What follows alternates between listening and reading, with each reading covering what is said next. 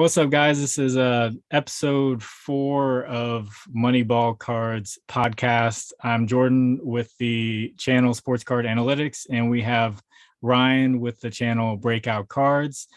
Before we get started, I did want to give a shout out to Capital Baseball Cards, Yannick. Yannick, we see you posting on all of our episodes and all of our Instagram posts, and we really appreciate all the support, and we definitely have our eyes out there for everyone else supporting, and we will not hesitate to give a shout out for anyone who continues to support this channel as we grow, because we're just getting this thing started. And like always, for the past couple episodes, we want to share our purchases over the past week. So Ryan, you can go ahead. Yeah, so I had one big purchase at a card show.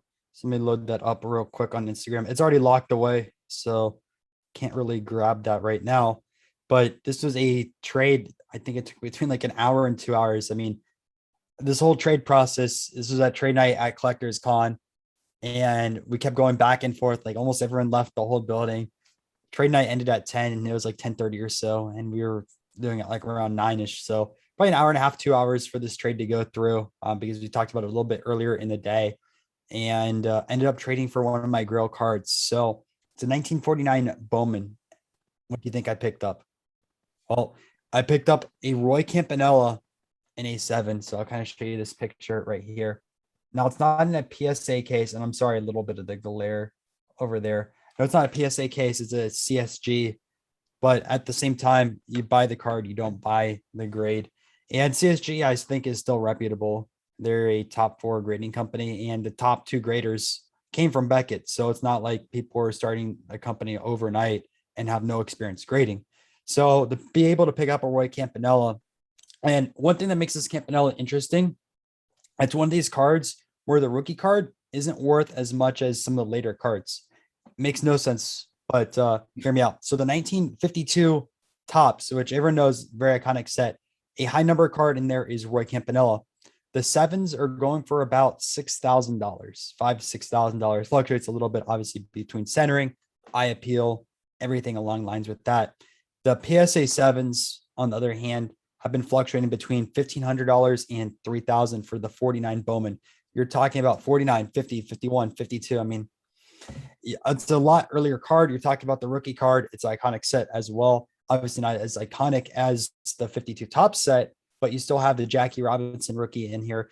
You also have the Satchel Paige. You have the Duke Snyder. You have Bob Lemon. You have Early One. You have so many different Hall of Famers that are associated with this set, and it's in people's heads. So the fact that a card that is much older in the 52 release is worth double to triple the rookie card, it makes no sense from that perspective.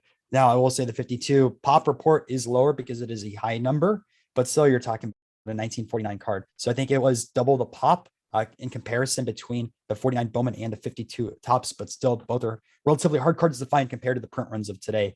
Campanella, one of your greatest catchers. If you don't know about his whole story, unfortunately, he faced a lot of racism throughout his entire career. He was a mixed race, so he couldn't really play in a lot of different leagues, and both like the major leagues and also Negro leagues kind of looked down on him because he was mixed. But he started playing at the age of 15, and then he got called up with the Dodgers, I think at the age of 25 or 26, played about 9 years, and then got paralyzed in a car accident. So you had that going along with them, and then he couldn't really stay healthy on the field. But even then, he still almost had 250 home runs. He was known for always trying to catch. There was a story of him catching, I think, 6 games in one day. Just think about how insane that is. And this is old catching gear, not like today where you have all the padded protection, everything. We're talking about 1930s and 1940s where it's very, very limited. Completely different era of baseball. It's a lot dirtier back then compared to standardization of it. So we're talking about someone who caught 6 games in one day, and he was a really, really great player, a Dodgers legend. He got paralyzed literally the last year the Dodgers were in New York. So when people think of the Brooklyn Dodgers, he is one of the faces of that organization that people will always remember, and he's a legend in the game. Yeah, I don't think I could watch 6 games in a day without being sore the next day. Just sitting down watching. my purchase is also locked away in a bank vault because it's worth so much. No, I'm just kidding. I wish. I wish. I think Ryan was bragging a little bit on that one.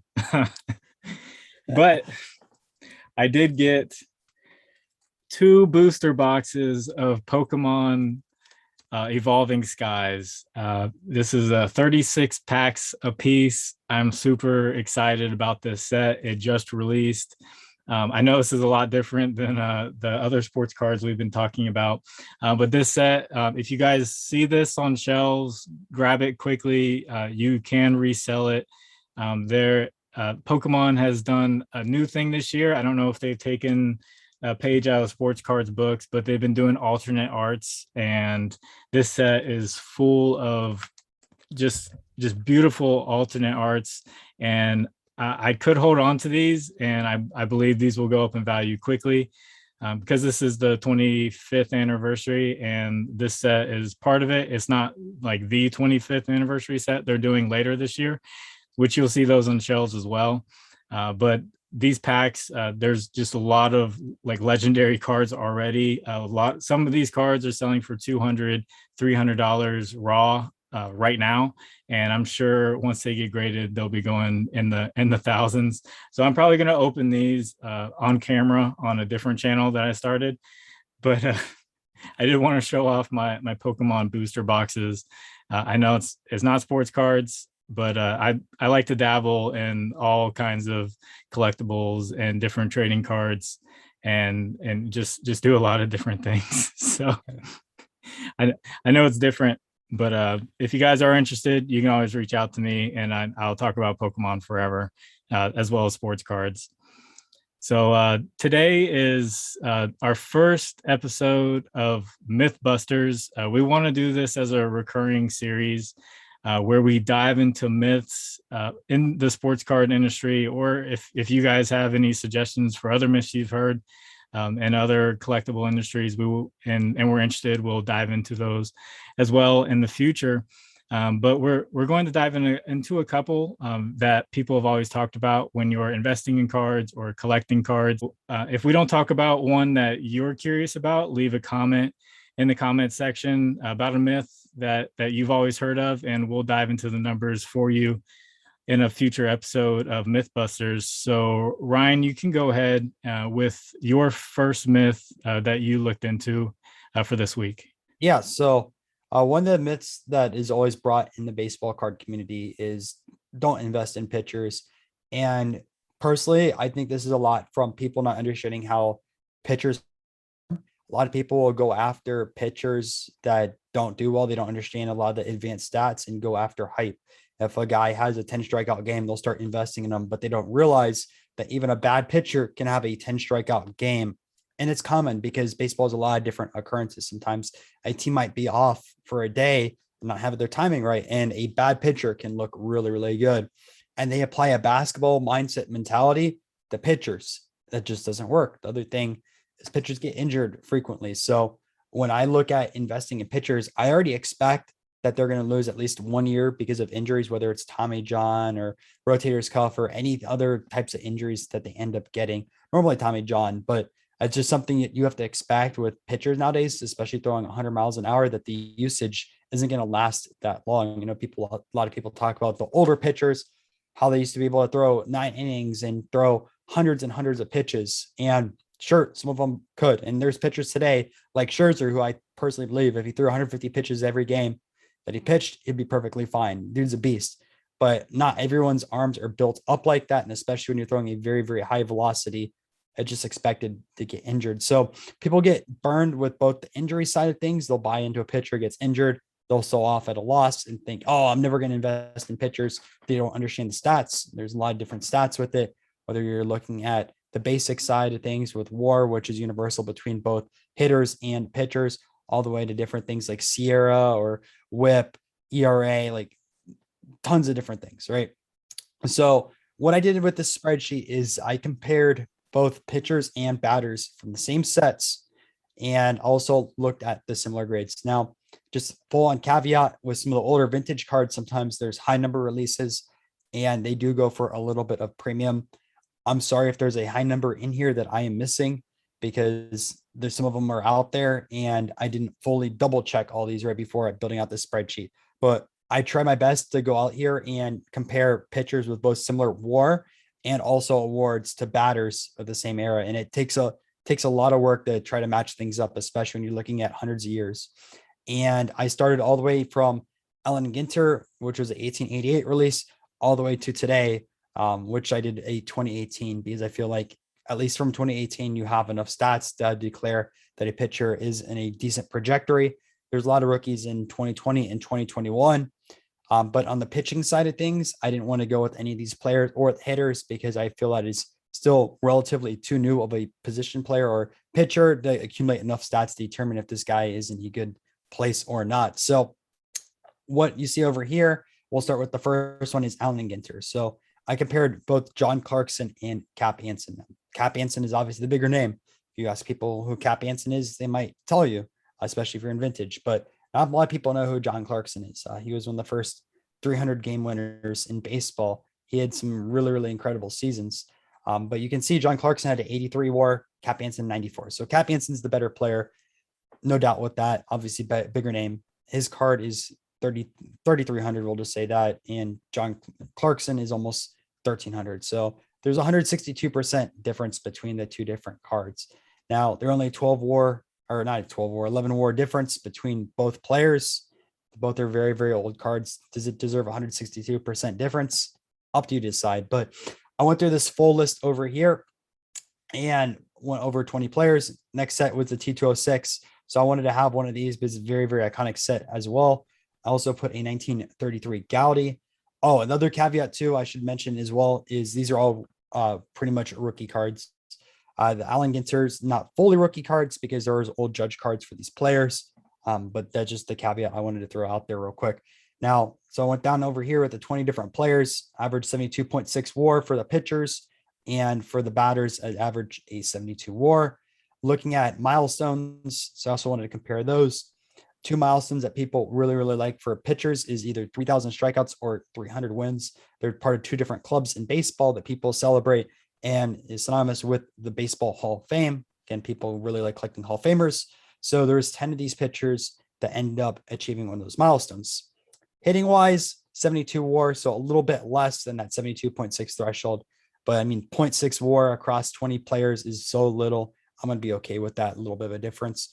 Milestone wise, 8 compared to 10. So I was perfectly fine with that. Again, really, really close.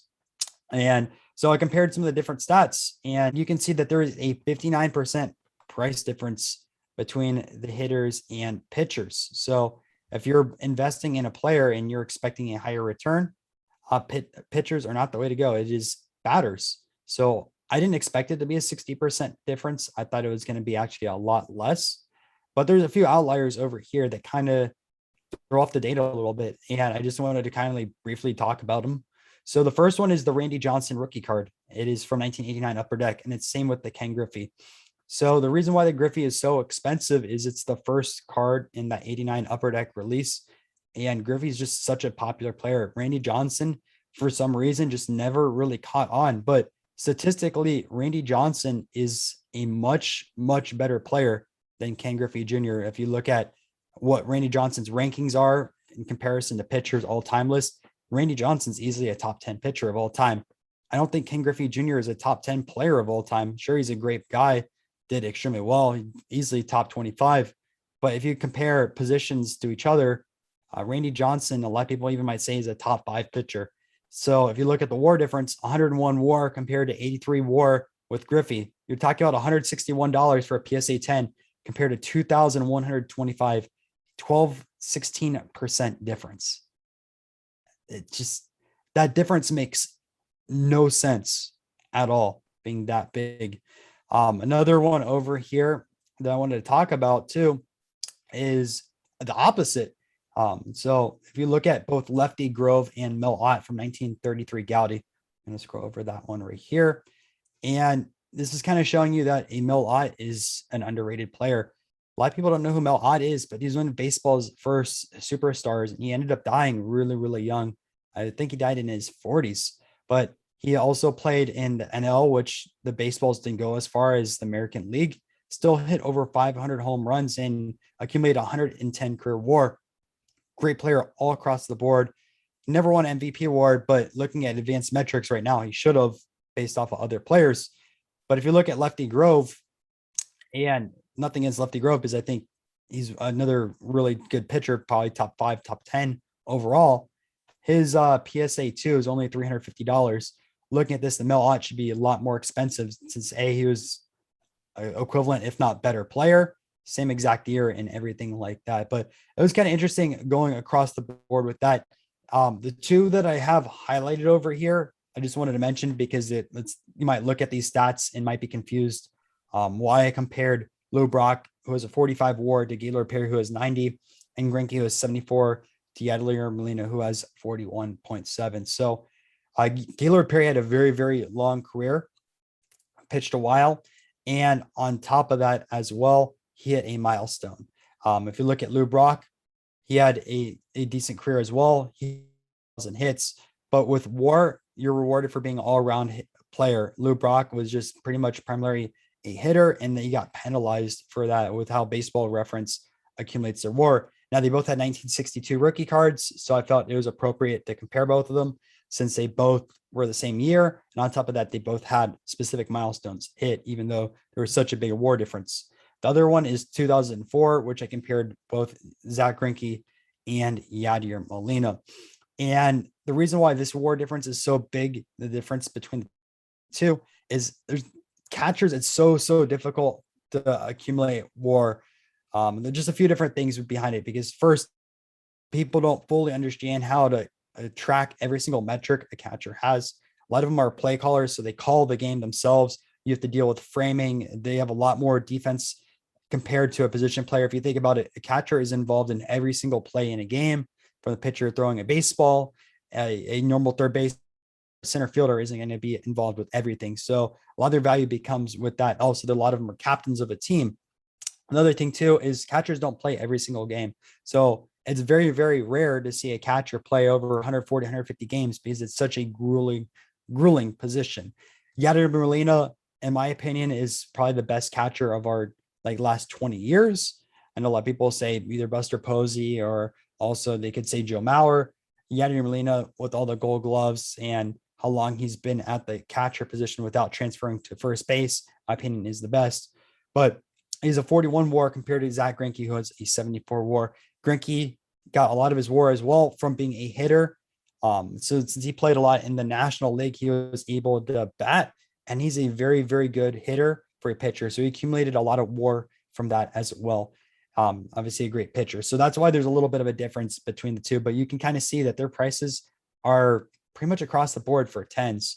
One thing that was interesting though about Greinke and Molina is if you go down to 9s and raw cards, Molina is much more expensive across the board. So I did want to say that as well. Like if you look at the base cards, you can still find a Greinke 2004 base rookie under about $10.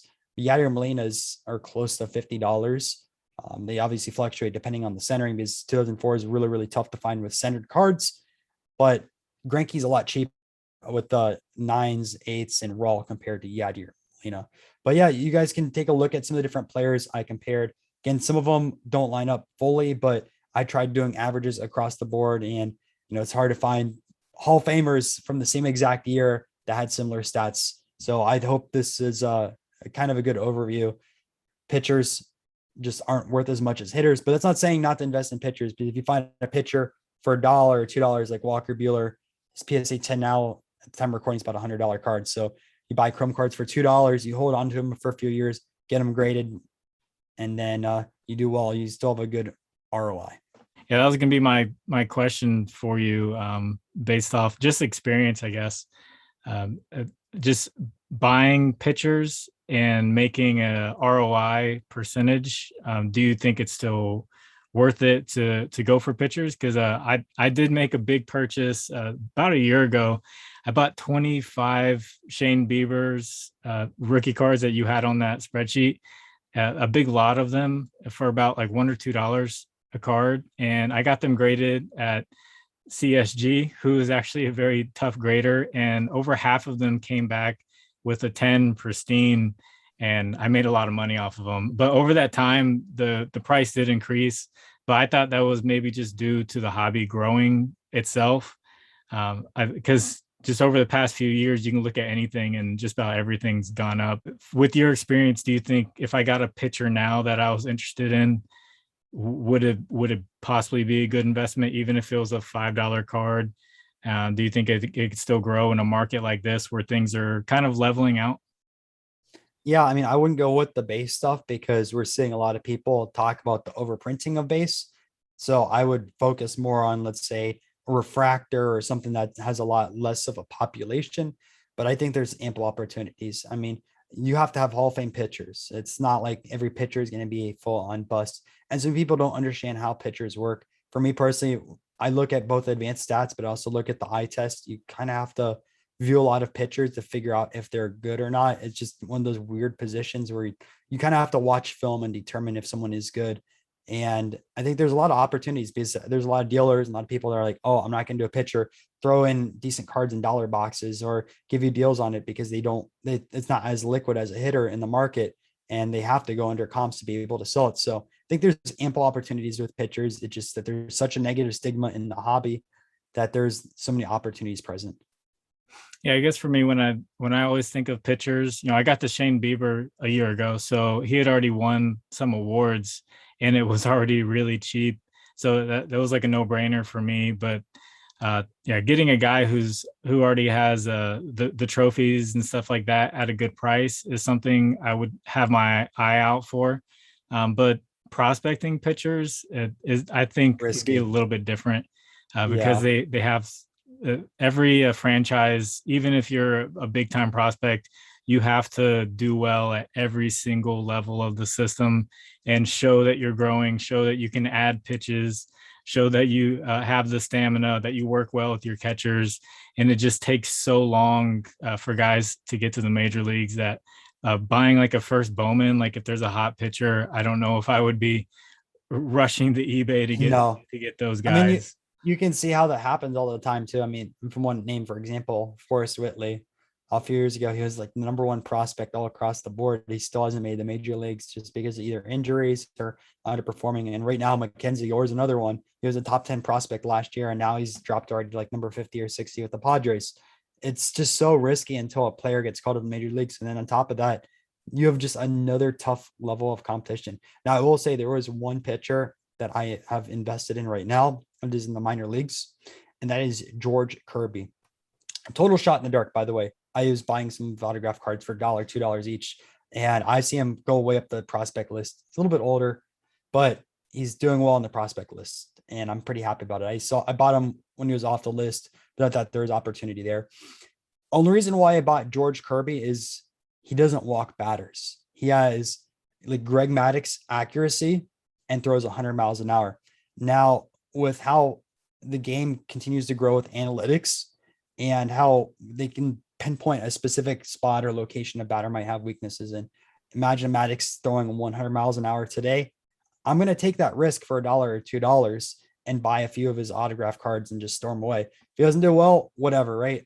It's nothing, right? $2, $3 for an autograph card. I mean, it does well. Guess what? I bought those for $1, $2. They go to 30, $40. That is an insane ROI. But I'm gonna take that chance on a few different players that are generational as long as their costs aren't super expensive. If you're going after a top 10, top 20 pitcher, their costs are already expensive. You're going to pay $30, $40 for an autograph, but when you're paying $1 or $2 and you're giving a player a fly, you think they have opportunities, do it. And yeah, I believe in coaching systems and especially in baseball, the minor league systems with the Cleveland Indians, like they always They have do great so well with pitchers, pitchers. right? But Just like don't get it, man. yeah, they always just keep bringing pitchers up. So I don't hesitate getting like a Tristan McKenzie if I see him for really cheap, or a recent draft pick, Daniel Espino. So yeah, every time they take a pitcher in the first round, I'm going and I'm buying their first Bowman autograph. I'll collect it and just hold on to it just for the heck of it. But if they get to the majors and blow up, I just trust the Indian system, not with any other position, not with outfielders or anything like that. But pitching, they just know how to coach pitching. I don't know what it is with the Indians. Every team has their strengths. I mean, look at the Padres. They're doing pretty well with some of their position players right now. They have like 5 or 6 players, the top 50 already. Plus, they have a lot of pitchers as well. I mean, if you look at the Rays, they're known for their pitchers as well. They develop them, but long term, Rays pitchers don't do well. They do. It seems like they do well when they play with the Rays, and then once they trade them, they go way, way down. It's funny how that works with that type of stuff. I mean, even like our guy that we thought always gonna make the Hall of Fame, like David Price, just completely fell off when he got traded all away. And I don't even know if he's pitching anymore. I know he's with the Dodgers. I don't know if he ended up playing this season or not, but it's a tough position to invest in. I'm just going to be fully transparent with that. But the ROI, if you nail a pitcher, is up there because you're paying $1 for a prospect card or $2 compared to already paying $50 or $100 with these other guys. So you take a dollar card to $50, or you take $100 card to $120. What's your opportunity? So we could put a giant graphic here for, do you think the myth has been busted or not? I think I think it kind of falls in the middle, to be honest. It's not fully busted, but it's also not fully true because there's opportunities there. But the 60% number is pretty concerning that pitchers are only worth like pennies on the dollar compared to the other batters. So we saw that there's opportunities, but at the same time, since they're worth less, I'm putting it directly in the middle. All right. So the graphic's going to go myth, bust, and it's just going to kind of stop there because halfway is just halfway. It's a half truth. myth, bust. Yeah. So yeah, thanks for all that. That was a deep dive in, and yeah, we really appreciate that kind of dive in. Just looking through all the years, like you just went through the entire history of baseball. That's pretty crazy that we're able to have analytics and statistics that go back. It was so hard balancing the war because I'd like add specific players and then the war would change and it was tough. And then even like high numbers, like I put a Bob Lemon and Duke Snyder over there. I originally put Early Win instead of Bob Lemon, but Bob Lemon was a high number card. Early Win was not. So the pop reports were way different. And although Win was a better pitcher, I had to throw Lemon in there just for the sake of staying consistent across the years. So not only do you have to compare like high number cards compared to low numbered cards, but then figure out the same years with Hall of Famers and milestones. This one was a tough one to put together. Yeah, so unfortunately, football doesn't have a war with quarterbacks and defensive players. You can't compare them the same way as you can in baseball. Quarterbacks do have a QBR, but there's not a DBR, like a defensive back rating that can kind of match with the QBR. But that's going to lead into the next myth is don't invest in defensive players in football. So last year in 2020, leading up to the NFL season, there was a big push from the hobby and influencers. Everyone was talking about skill position players, go into the skill position players, because no one understood why there was this myth that you should only invest in quarterbacks. And to me, it made sense. The quarterback was pretty much the face of the franchise for every franchise. Unless you have the one-off with a really good pass rusher and the quarterback's not that great. But even then, you see the quarterback the most when you see that team because they basically if they do well, the team wins. If they don't do well, the team loses. So people were investing in quarterbacks, but last year there was a push in position players. I remember a lot of people talking about Julio Jones, Larry Fitzgerald, Christian McCaffrey. Everyone was talking about all these really cheap position player cards that they could buy. So the myth kind of switched to, don't invest in defensive players. And no one has really dove into looking into the defensive players over the past year. And I'm not even sure if the position players really made too much money. I think what I learned from last year was just stick with quarterbacks based off what I saw with the position players, because Christian McCaffrey got hurt so early in the season and people were putting a bunch of money into guys like that. And their whole reasoning was fantasy football was growing and it was getting so big. But with fantasy football, most fantasy football leagues, you don't do individual defense players. You just get a whole defense and you don't see those guys' names all the time. You're not paying attention to individual defensive players when you're watching a game.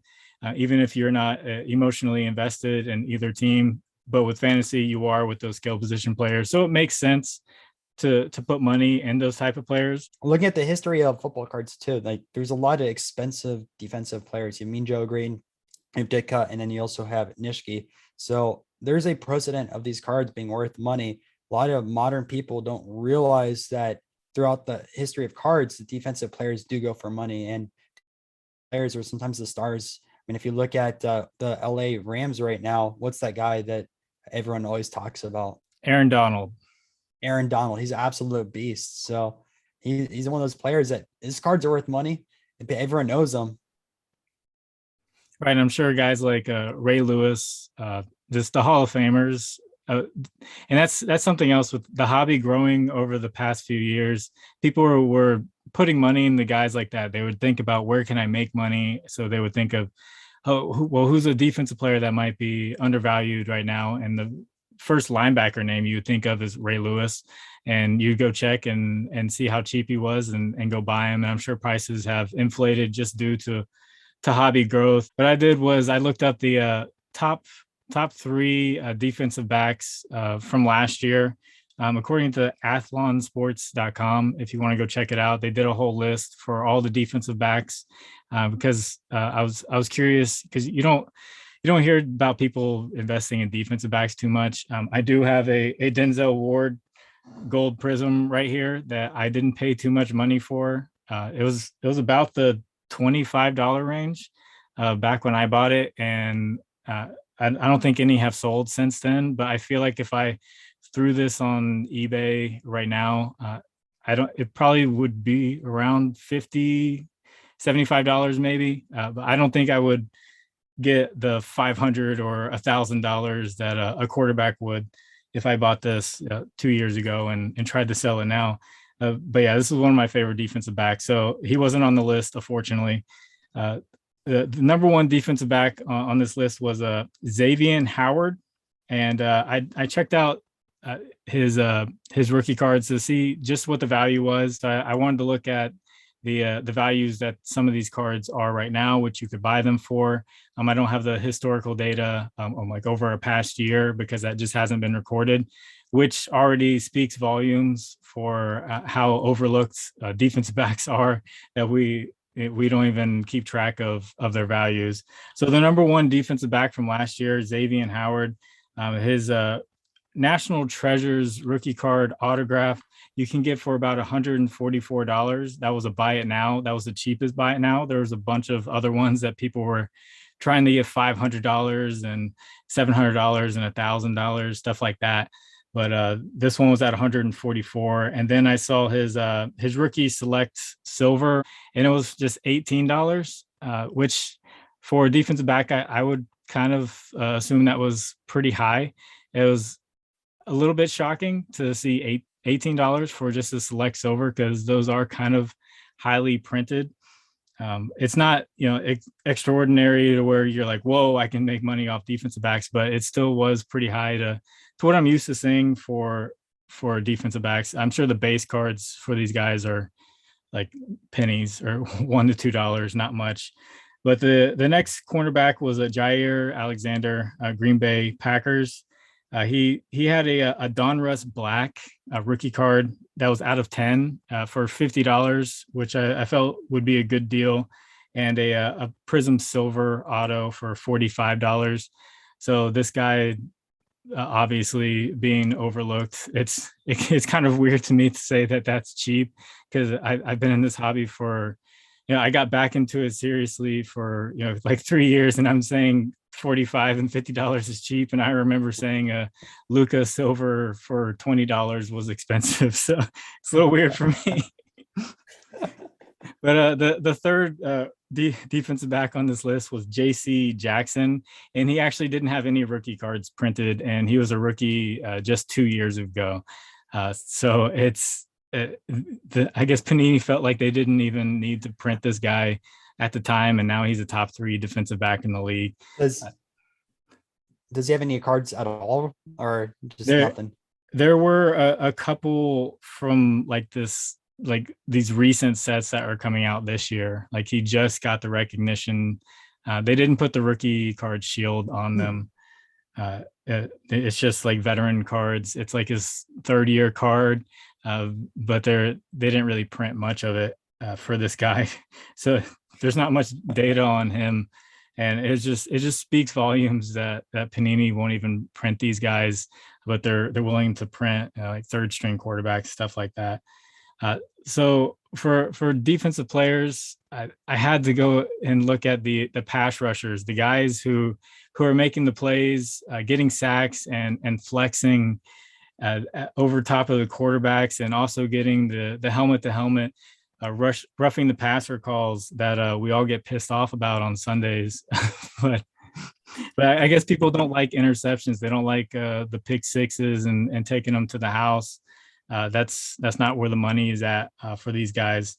So I don't have percentage gains on the defensive backs, but pass rushers is a little bit different story. So my 4 favorite pass rushers just happen to be 4 of the best pass rushers in the NFL. The first one is Myles Garrett for the Cleveland Browns. I wanted to keep them all with the same type of card, and the most common one and the one that people are always looking for is the Prism Silver. Unfortunately, I'm not a fan of the Prism Silver fanhood and stuff like that. I would rather go for the unique cards and stuff like that. But this was just an easy way to gauge all these guys from different years. So Myles Garrett, Prism Silver, PSA 10.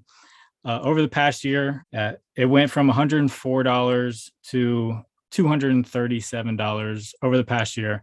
So that's from the beginning of last season to the hype of this year, which last year there was a big spike before the NFL season. And this year it hasn't quite happened the way it happened last year. So that does come into play. So the 104 is after a spike would have happened. And then you have the season, and now we're here to where there's not much of a spike, and it's still up 128% for the Prism Silver. And someone was trying to sell and I have a watch on it on eBay, a gold Prism Myles Garrett, and they want like $4,000 for it. So pass rushers seem to be big money. But we'll look into some more. So another one of my favorites, Ohio State. Go Buckeyes. Joey Bosa, 2016 PSA 10 Prism Silver. A year ago, $44 after the spike, and through the year, it's at $81. You might say, oh, well, that's not that much money, but it's still plus 84% return on investment, which you buy any stock and you get 84% return on investment, you're going to be a happy person. So looks like pass rushers are something you might want to put your money into. But let's look at one more Buckeye, actually 2 more Buckeyes. Nick Bosa at his Prism Silver, $170 to $235 for a 38% increase over the past year. And then I couldn't find enough data for Chase Young, but I just wanted to see where his Prism Silver was selling for. And I found a recent sell. It was at $400, which was almost double all of these guys for a guy who was a rookie just last year. So it just shows the biases that the hobby has to recent rookies and not these rookies from just the past few years, which is a whole nother episode in itself that we could talk about. But in conclusion for this myth, I would say you don't go into defensive players hoping to make big money, because guys like Chase Young are coming into the hobby. His cards are being printed and they're hitting the market at such a high value now. People already see those top 5 pass rushers and they're putting a bunch of money into it. I don't think we're in a market to where you could find a Chase Young at a cheap value and watch it grow like these other 3 guys over the past year and see almost 100% return on investment. I don't think we're there anymore, but you could, if you really wanted to, go into looking for pass rushers or linebackers with pass rushing specialties in the later rounds of the draft, and try to do prospecting there. If you really wanted to, you could probably get them for cheaper. And then if they blow up and become a big pass rusher, you could make money off of them. But I wouldn't put my money in defensive backs, even though I did right here. I just really like Denzel Ward. But I would say myth half busted again for this one. It's just half the defense looks like it can make you some money. Half of them look like they're worth putting your money into. The other half, the jury's still out with the defensive backs. Maybe in another Mythbusters, we'll dive in even deeper once we have more data on a lot of these guys. It's just not out there because people aren't even looking at the defensive backs to track this type of data. But I was happy to see the pass rushers had the data on a tracking platform. They felt like it was worth it. So that speaks volumes in itself. So once again, myth half busted for defensive players in the NFL. And also in conclusion, put money in what you collect and enjoy, and don't just go for what we're telling you to put money into. If I say put money in the Myles Garrett, don't listen to me if you don't like Myles Garrett. If you don't like that he, pulled his helmet off and smacked the quarterback, don't put money into him. If you do like that he did that, put money into him. You're watching this episode, listen to our input, and then do research from there. If you have questions, we do have an Instagram at Moneyball Cards Podcast. Send us a question there, even if it's in the DMs. We'll be happy to answer. And also comment below. We'll be happy to answer your questions there as well. And you can just let us know about your input, or if you have questions about investing or collecting in general. So Ryan, any thoughts? Yeah, I was gonna say, the only thing I looked up was the Chase Young. So I found a little bit of data since the first track card on here was March 31st compared to today. And it looks like they're up about 30% overall across the board, both 10s and 9s. But like, guys, we're giving you a lot of information here. Obviously, right? Do your own conclusions, buy your own stuff. Just don't buy exactly what we're saying, because build out your own PC, do your own research. Just don't follow what other people say. So we gave you a little bit of ammo right here. Now go out there and do your own research. Spend some hours and look up specific players before you end up buying it. Just don't be impulsive and buy a player that we mentioned. Also, just to be fully transparent, on my pitcher list, I do have some of those players. Like on here, I mentioned Shane Bieber and Walker Buehler. I didn't mention it, but I do have a lot of Walker Buehler cards. I do have a few Shane Biebers, but not as much as Walker Buehler, just to be fully transparent on that side of things with Modern. And then over here, the comparison, I have like one Acuna card and like maybe 3 or 4 Sotos. So I don't have a ton of that, but I do have a lot of Walker Buehlers, just to be fully transparent with you guys. And I do have all these Ohio State players, but I like to get college players in their college uniform, so I don't have them in their professional uniforms. And I do want to get a big Myles Garrett card in the future, not a Prism Silver. I do want to get something like the gold whenever it looks like it's more affordable. But I don't own any of these guys in their professional cards. All the cards that I talked about, I don't own, and I don't plan on buying. So yeah, just full transparency. We're not trying to bump the values of these or anything. Just want to give the data and what we're seeing. Yeah, super excited for next week, and we'll catch you then.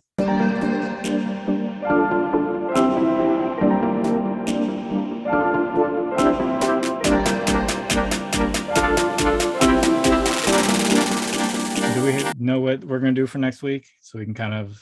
I don't know if we talked about what we're going to do for next week. I think we threw out a couple of ideas, but we didn't like commit to anything. Yeah. What were we going to talk about?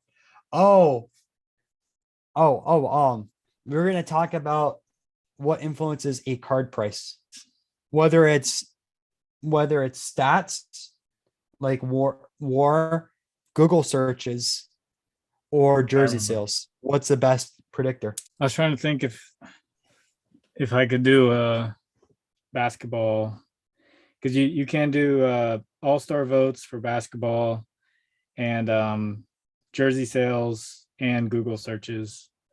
Yep. Because I know lot of people are baseball guys. A lot of people are basketball guys. Just kind of want to mix it up because we do talk about baseball a lot. Yep. And hopefully people go and buy some Pokemon cards. Yeah. How do those trade nights go? Like, is a Dude, lot of people just like drinking and, it or is the best opportunity to buy cards, man. man, I'd be buying drinks for everyone. I would be like, here, drink I up. My wife hates Mr. Beast, but I told her, I was like, look, the guy's a genius. He He started is. he started out making videos, just doing like the craziest stuff, like drinking 1,000 water bottles in one sitting or something like that, and just building up views and just kept doing crazy stuff to where you'd make money, and then he's invest the money into the video so people want to see that, and then you make more money. And now I think his last one he put out was like $500,000 for like It staying in a was. circle or I something. watched it. It was a great one, man. I loved it.